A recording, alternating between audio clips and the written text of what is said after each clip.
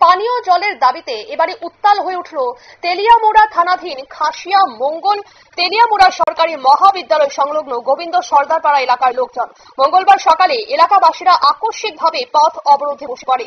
এলাকাবাসীদের অভিযোগ, খবর প্রকাশে প্রায় 1 মাস আগে সড়ক সংস্কার কাজের জন্য এলাকার পানীয় জলের পাম্প মেশিনটি স্থানান্তরিত করা হয়। তবে এরপর থেকে এলাকায় পানীয় জলের সরবরাহ সম্পূর্ণভাবে ব্যাহত হয়েছে। প্রায় 70টি পরিবারের বসবাসকারী গোটা অঞ্চলের মানুষ দীর্ঘদিন ধরে চরম দুর্ভোগের মধ্যে রয়েছেন। বারবার কর্তৃপক্ষকে জানিয়েও কোনো সমাধান না মেলায় এদিন ক্ষুব্ধ গ্রামবাসীরা পথ অবরোধে নামেন। কি জানাচ্ছেন অবরোধকারীরা অবরোধ স্থল থেকে, শোনাবো।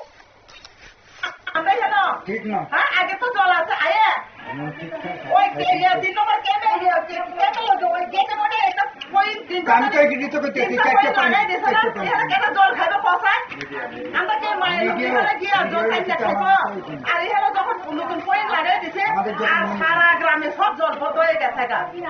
ওখানে আমরা কারে পাবো যে বেটি জল দেয় তাই না কম লাগবো জল আয় না।